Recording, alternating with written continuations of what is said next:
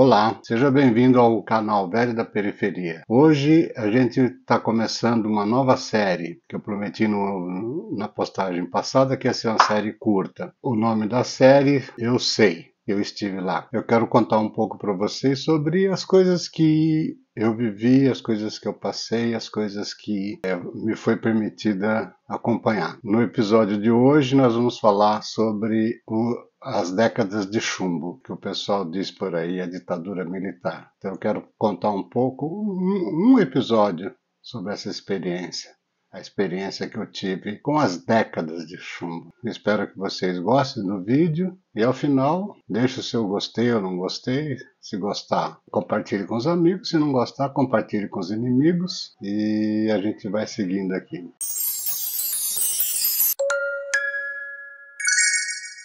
Como eu já disse na introdução, a gente vai falar um pouco sobre as décadas de chumbo, um pouco desse período aí. Né? O objetivo do episódio, ou desses episódios, é colocar a minha experiência. Então, nós vamos conversar aqui sobre aquilo que eu presenciei. Eu nasci em 1954. A Revolução Redentora, como eles diziam, aconteceu em 1964. Em 1964 eu tinha recém saído do lugar que eu morava, no sítio, e estava vindo para uma cidade. Pequena, mas era uma cidade. E aí eu não entendia muita coisa, né? Com 10 anos ali, as coisas acontecendo, eu lembro que eu ouvia muito rádio, tudo quanto é casa que a gente passava tinha um rádio ligado falando da Revolução, falando que os militares estavam apoiando os civis que estavam tomando poder. Hoje eu sei disso porque, lógico, eu estudei. Mas naquela época lá, a única coisa que eu via era aquela balbúrdia toda, aquela falação no rádio. Na televisão, nem lembro se existia, mas se existisse, não era ao vivo, tinha muito pouca coisa, ou quase nada. E aí, o que aconteceu? Aí aconteceu em 64, os militares tomaram, os civis tomaram o poder, chamaram os militares para assumir a presidência, com a ideia de passar logo depois esse bastão aí de novo para os civis. Os militares gostaram e continuaram no poder, fazendo tudo isso que a gente sabe, né? Tudo que a gente viu os militares fazerem, eles não é conversa não é invenção não, eles fizeram mesmo. Mas chegou num determinado ponto, eu fui crescendo.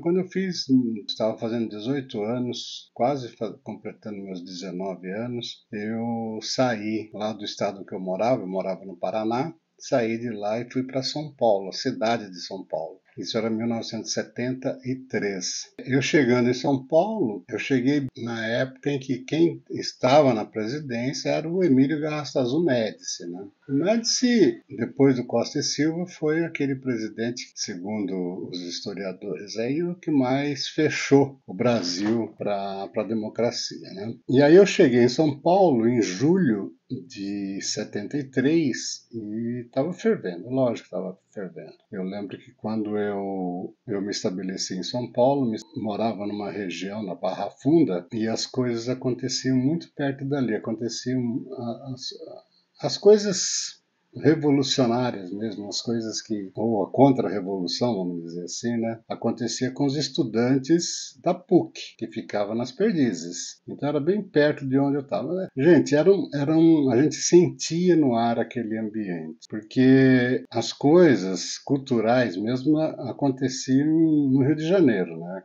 Aqueles grandes movimentos culturais aconteciam no Rio de Janeiro. Só que São Paulo tinha o poder da grana, tinha o poder de rodar a economia. Então as coisas acabavam por pulsar mesmo em São Paulo. É em São Paulo que aconteceram as operações Bandeirantes, aconteceram aqueles golpes todos, o Fiel Filho, pesquisem o que é o Fiel Filho. Todas as coisas fortes mesmo daqueles anos lá, daquelas 2 décadas, elas aconteceram em São Paulo. Aconteceram em São Paulo, assim, em nível hard mesmo. O Vladimir Herzog é de São Paulo, foi um dos ícones da contra-revolução, né? Então, São Paulo, o negócio meio que pulsava ali. A repressão era braba mesmo. Resumindo, em São São Paulo aconteciam as coisas pesadas mesmo da Revolução e da Contra-Revolução, né? E aí eu cheguei em São Paulo em 73. Tinha aquele medo violento das coisas, né? Para vocês terem uma ideia, eu gostava muito de ler. Sempre gostei muito de ler, gosto ainda. E naquela época lá em São Paulo, a gente, o que eu tinha de diversão era trabalhar e ler. Então eu tinha sempre um livro embaixo do braço. Eu lembro como se fosse hoje. Um dia eu comprei um livro chamado Conflito Sino-Soviético. É um conflito sobre a China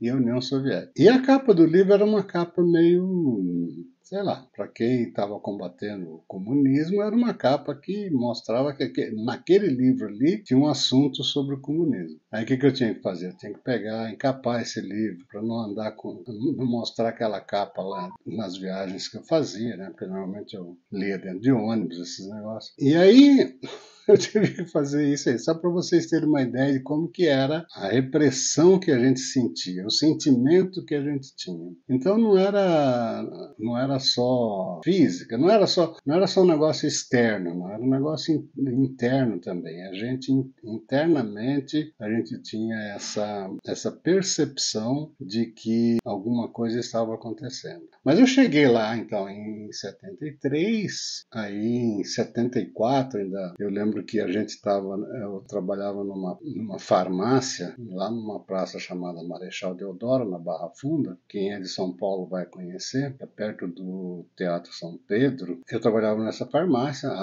essa Praça Marechal Deodoro, ela fica embaixo do viaduto, na época chamava-se Elevado Costa e Silva, hoje chama Elevado João Goulart, mas o paulistano, como bom paulistano, sempre conheceu como Minhocão. Então, essa farmácia ficava embaixo do Minhocão, a praça ficava embaixo do Minhocão e a farmácia ficava na praça. Então, eu lembro que um dia eu estava saindo para atender um cliente, na época, a gente que trabalhava em farmácia, a gente saía para fazer a aplicação de injeção a domicílio. Então, eu estava saindo para fazer uma aplicação a domicílio e eu vi aquele clima tenso no ar, assim, um clima muito tenso. Eu falei, não, deve estar acontecendo alguma coisa nessa cidade aqui, acho que era em fevereiro de 74. Deve estar acontecendo alguma coisa nessa cidade que eu não estou sabendo. Atravessei a Avenida São João, que passava embaixo do viaduto lá, do elevado, que cortava a Praça Marechal Deodoro. Estava atravessando assim, eu vi um carro que parou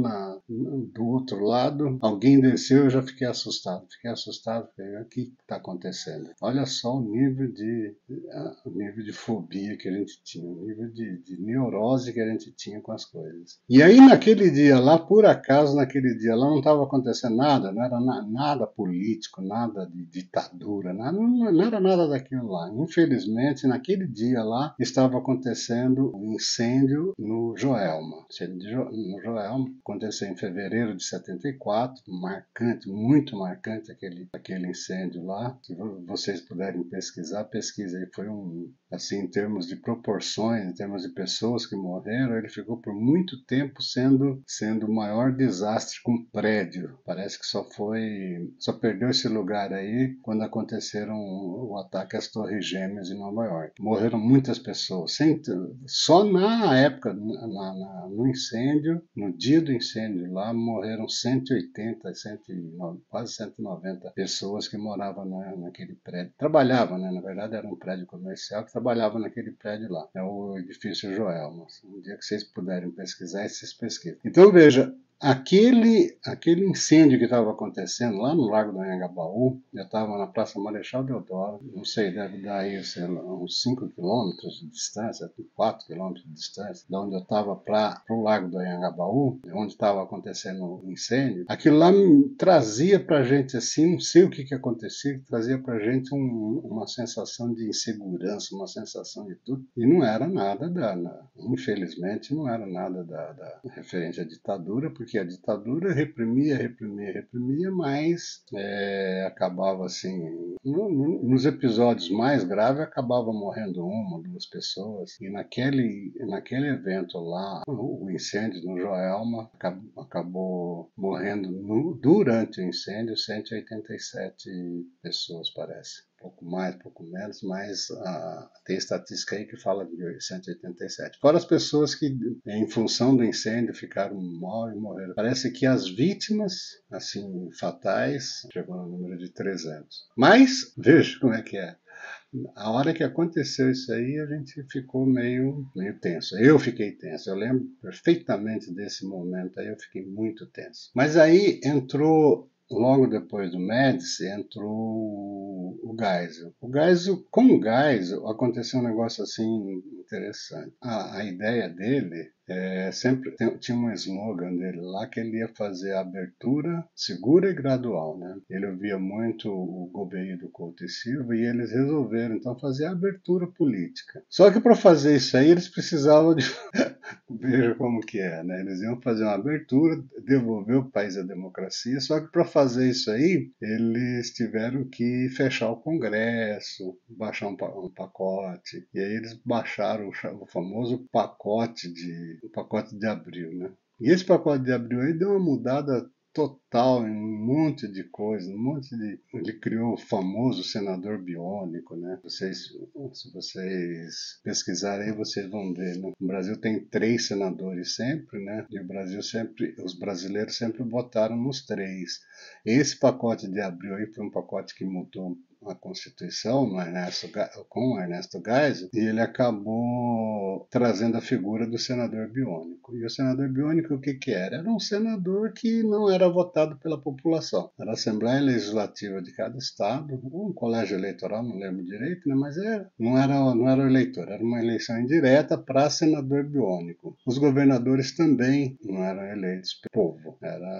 Tinha um colégio eleitoral estadual lá, sei lá como é que era, que o pacote de abril, então o famoso pacote de abril, ele fez com que os governadores fossem eleitos indiretamente. Não eram só os governadores, tinham vários políticos que antes eram eleitos pela população, que passaram a ser eleitos por indicação. Por exemplo, os prefeitos das cidades fronteiriças da cidade, por exemplo, Foz do Iguaçu. Foz do Iguaçu é uma cidade fronteiriça. Não se elegia mais a população não elegia mais esses prefeitos. Ele era indicado pelo presidente ou pela turma dele, né? Os prefeitos da capital também não eram votados. Então foi uma mudança assim bastante forte, bastante intensa, feita com o pacote de abril, exatamente pelo presidente Ernesto Geisel, que dizia que tinha como mote fazer uma abertura rumo à democracia serena, forte e segura. Ele queria entregar para o próximo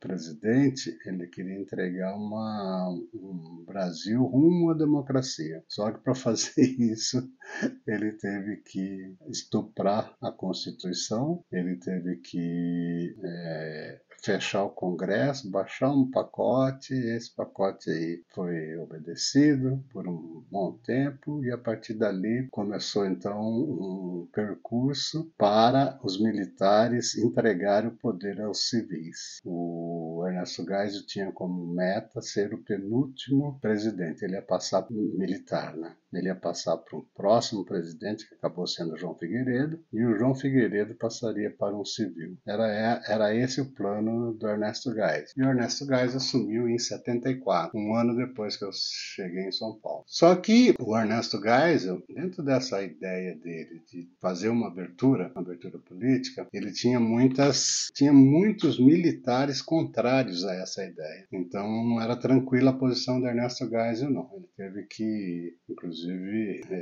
exonerar alguns ministros, porque na época tinha ministro da Marinha, ministro do Exército e ministro da Aeronáutica. Ele teve que exonerar alguns ministros militares, especialmente do Exército. Por quê? Porque esses ministros militares, nem todos os militares de alta patente estavam a favor dessa abertura segura, essa abertura em rumo à redemocratização do país. Eles queriam continuar, eles gostaram, né? Na verdade, eles gostaram. Aquela turma lá, tinha uma turma ali, o núcleo duro do Exército, que a ideia deles era continuar sendo os mandatários do país. Eles gostaram da questão de mandar todos os poderes, né? Então, Ernesto Geisel, ele ele enfrentou resistência quanto a isso. Quem estuda esse período aí vê que o Ernesto Geisel teve problema nos porões da ditadura. Teve problema, mas não era um problema querido por ele, né? Desejado por ele. Eram problemas de pessoas que estavam contra aquilo que ele estava se propondo a fazer. Então foi aí foi nesse período aí que aconteceram algumas coisas que a gente não era do governo, né? A gente era simplesmente alguém que acompanhava, mas estava querendo que o Brasil fosse redemocratizado. A gente queria pegar de novo, que os civis pegassem de novo o poder. Então a gente estava numa situação lá que a hora que a gente via acontecer certas coisas, a gente temia que a abertura que o Geisel queria implantar não iria acontecer. Então foi uma época assim bem tensa mesmo para a gente, né? A gente queria isso, queria esse destino para o Brasil. As coisas foram acontecendo, depois as coisas foram acontecendo e o Geisel acabou fazendo aquilo que ele queria, o Geisel acabou passando para o Figueiredo um Brasil mais democrático do que aquele que ele pegou. Ele fez questão de cumprir aquela promessa dele. Ele era o Ernesto Geisel era um alemãozão, o pessoal chamava ele de alemão. E do lado dele ele tinha um estrategista chamado Golbery do Couto Silva. Esse Golbery aí foi meio que uma eminência parda de vários governos militares, e nessa época aí ele era um pouquinho mais que uma eminência parda, ele era uma voz bastante respeitada no governo. Então o Geisel conseguiu o que ele queria, entregou para o Figueiredo, mesmo com uma grande resistência de pessoas no próprio executivo, no próprio governo, especialmente nas forças armadas, né, que não queria entregar o osso, não. Mas apesar da resistência que o Geisel enfrentou, ele conseguiu conduzir o Brasil do jeito que ele imaginou. Fazer uma abertura lenta e gradual, exatamente como ele e o Golbery tinham pensado, né? Aí eles entregaram para o próximo presidente, que foi João Batista Figueiredo, um país já em rota de redemocratização. Para vocês terem uma ideia, o Figueiredo assumiu dia 15 de março de 79 e já no mês de junho ele mandou ao Congresso o projeto de lei da anistia. Que anistia? Exatamente a anistia para liberar todo mundo, todo aquele pessoal que tinha agido por conta de tudo que aconteceu, né? A gente sabe que foi um período sangrento, né? Um período de chumbo.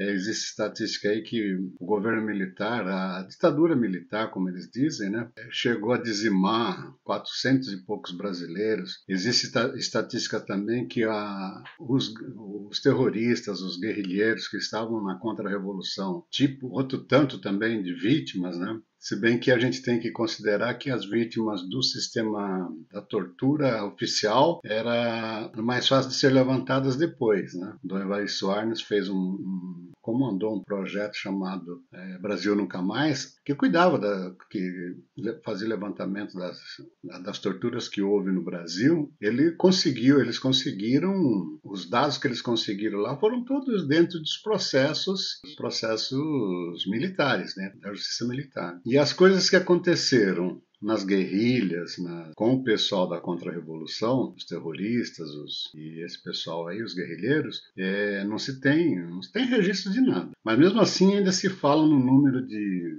perto de 200 pessoas que morreram pelas mãos dos terroristas, dos contra-revolucionários, daqueles guerrilheiros lá. Então, a lei de anistia, que o João Figueiredo mandou para o Congresso em junho de 79, 3 meses depois dele assumir, ele anistiava tudo isso aí. Então, esse mesmo pessoal aí que hoje a gente vê que grita aos quatro cantos, né? Anistia não, anistia não, anistia não. Para aqueles manifestantes do 8 de janeiro, que foram presos no 8 de janeiro, quando a gente ouve esse pessoal falar que não quer dar anistia, a gente fica imaginando lá em 79, se tivesse um movimento também contra a anistia, hoje eles não estariam por aí, mandando por aí. Né? Então, O projeto da lei da anistia foi mandado por João Figueiredo, por quê? Porque o Geisel tinha conduzido o Brasil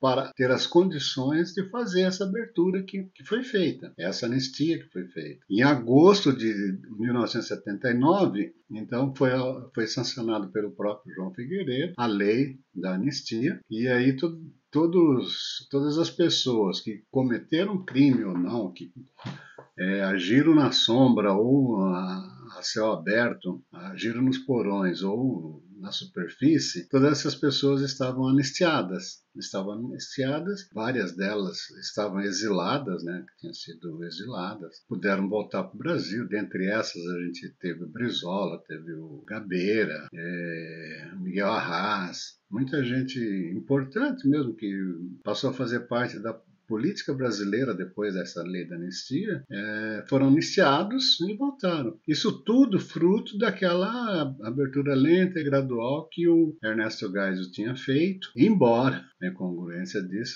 seja que ele, no início daquele processo lá, ele fechou o Congresso e baixou um monte de alterações, inclusive alterações constitucionais, para que o plano dele do Golbery desse certo. E acabou dando certo, né? Hoje, olhando assim um pouco mais de longe, a gente viu que foi um caminho que eles trilharam lá por determinação mesmo, né? Eles estavam determinados aquilo lá. Eles enfrentaram muitas coisas. Eu falei anteriormente aí do Vladimir Herzog, do Fiel Filho. Teve outros casos aí que existe uma grande desconfiança, ou uma grande dose assim, de certeza de que essas coisas aconteceram para evitar que a abertura acontecesse. A morte do Vladimir Herzog, a morte do Fiel Filho, né, aquele operário lá, aconteceu porque a linha dura do exército não queria, praticou esses atos aí, para quê? Para tentar endurecer de novo o regime e essa abertura não acontecer. Mas eles enfrentaram tudo isso aí, eles sabiam do risco que estava correndo, né? O Geisel teve que, em um ou outro desses episódios aí, exonerar o ministro do Exército, já que as coisas aconteciam nas dependências do Exército, tá? Mas ele fez isso aí com bastante determinação e conseguiu chegar ao fim. Conseguiu passar para o Figueiredo passou depois para o Tancredo Neves e a vida continuou. Eu não vou falar do governo Figueiredo, porque a ideia aqui era falar de um período que eu vivi com bastante intensidade, né? Não é falar sobre o período militar, e sim contar uma experiência minha. Então eu estava lá, estava presente nessa quadra da história brasileira e estava vivendo isso na pele, estava vivendo isso aí com todas as angústias que um jovem de 19, 20 anos vive, né? É lógico que na época eu era muito mais progressista, vamos dizer assim, do que eu sou hoje, né? Mas hoje eu vejo que a gente meio que teve sorte de ter tido um Ernesto Geisel pela frente aí. Se fosse um outro militar, talvez a gente não teria chegado a bom termo, não. É a opinião desse velho da periferia aqui, e aqui eu estou confessando o que eu vivi e senti. E o nome da série é Eu Sei, eu estive lá. Então, nesse final de vídeo, eu convido vocês a curtirem, compartilhar, se inscrever no canal. Se inscreva, faça esse favor para esse velho da periferia aqui.